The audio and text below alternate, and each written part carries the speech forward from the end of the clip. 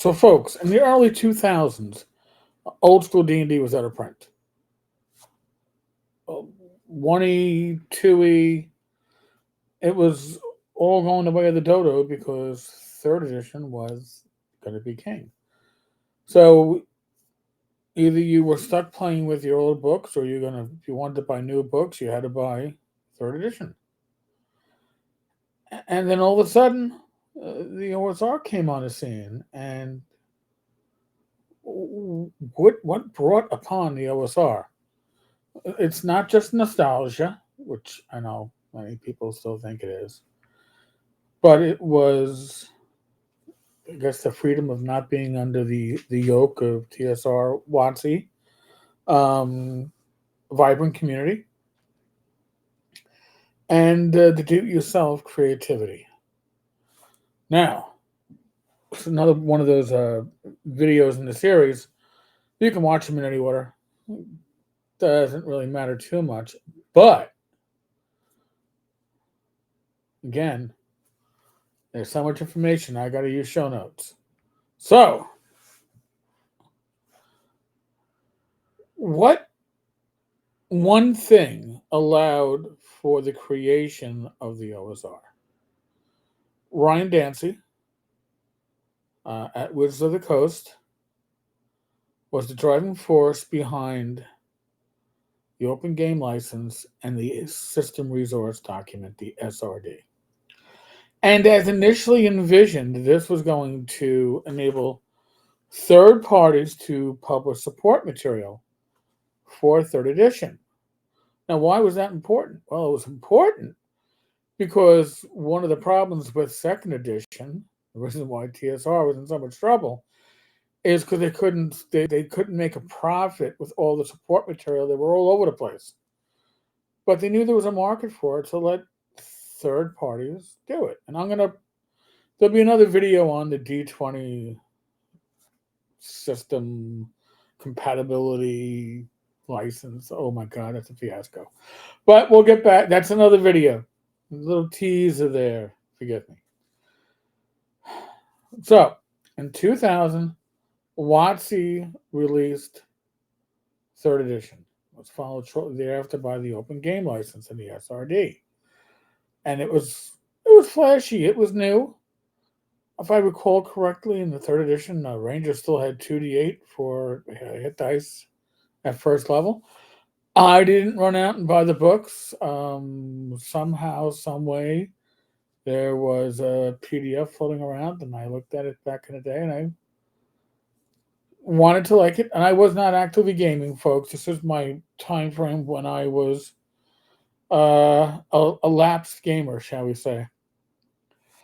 But the OGL quietly opened the door to the reemergence of old school RPG systems.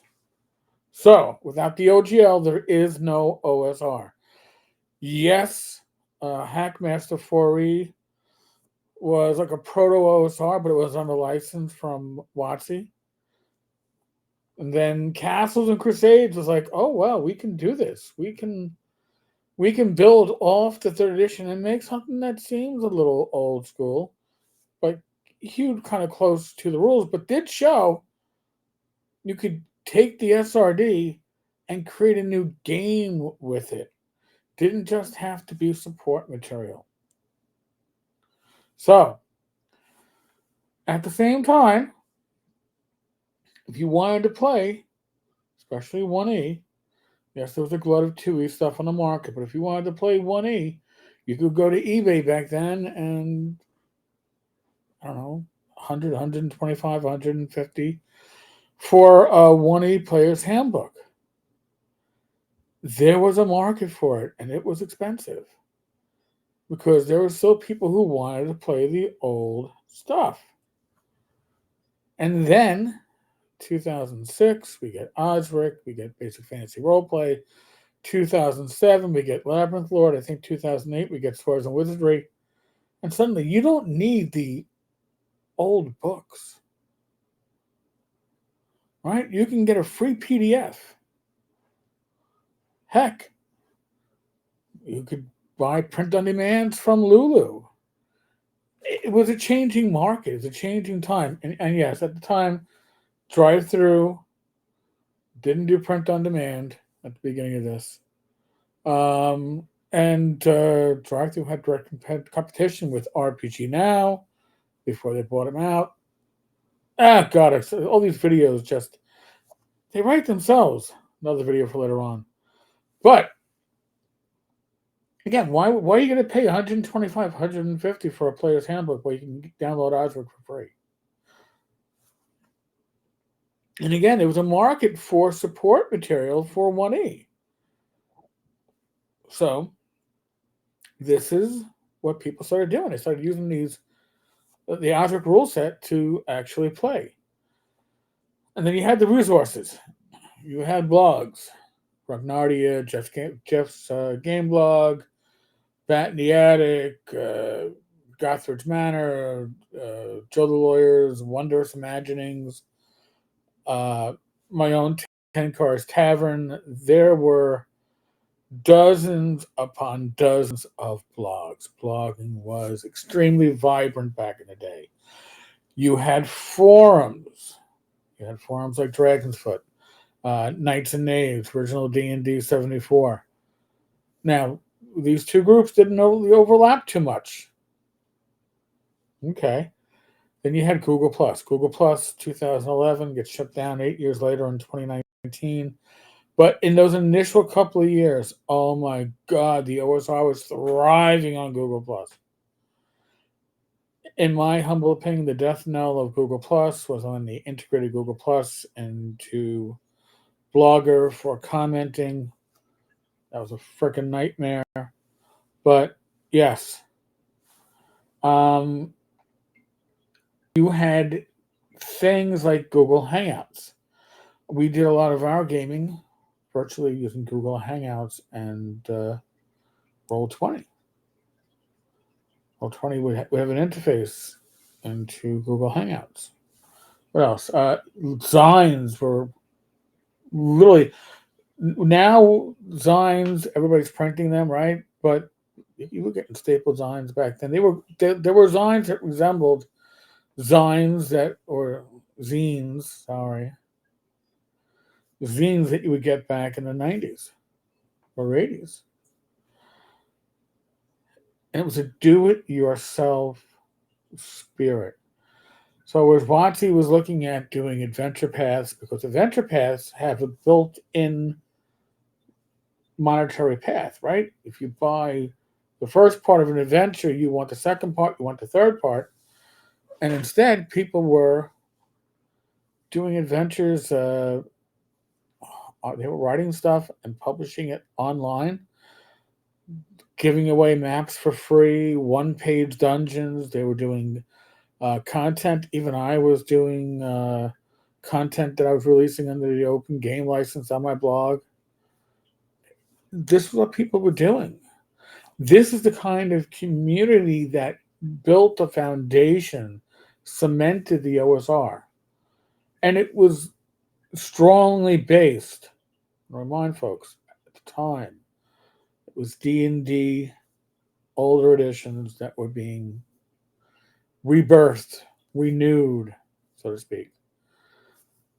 And yes, there's going to be even another video on one of my posts from 2017 about me defining the O.S.R. It deals with onions. Trust me, it makes sense. At least for the time it did. But again, anybody could write a dungeon. Anybody could do a map. Write tables. There were blogs that were devoted to tables. What, Dungeon Dozen, D12 tables. And then you had small press publishers that were bringing it to the next level. Lamentations of the Flame Princess. James brought stuff to the next level. It was like, holy crap. I can't believe that this is a small publisher, the American out in Finland, is producing this stuff. So, and then we would talk about it on Google Plus, on Blogger, the styles of play. Right? You're doing a sandbox. We're doing a hex crawl. You're exploring. Sometimes people would say, "Oh no," you'd have games that were West Marches like, but I would consider them to be more episodic, where you had a rotating group and you just had to end the adventure at a location and then pick up new people. Kind of West Marches without keeping strict time. Yes, another video. By the way, I've got a lot of these things already outlined, mapped out. Just got to get to them. See, like modern D&D, third edition on, try to be balanced. All right, we're going to balance it for you. And the reason why old school role playing, old school rules, old school D&D was so popular is because it wasn't so balanced. Right? I mean, that fictitious, thieves have very easy experience point tables because they're weak, so therefore it's the balance. Whatever. You played a character class before because it was fun for you. Because you had plans for it, because you had ideas. And you didn't have a rule for everything. So the DM's ingenuity, the player's ingenuity worked off each other. And yes, character death was possible. And you weren't a superhero to start off with. Third edition started the Christmas tree aspect of planning out my character's advancement.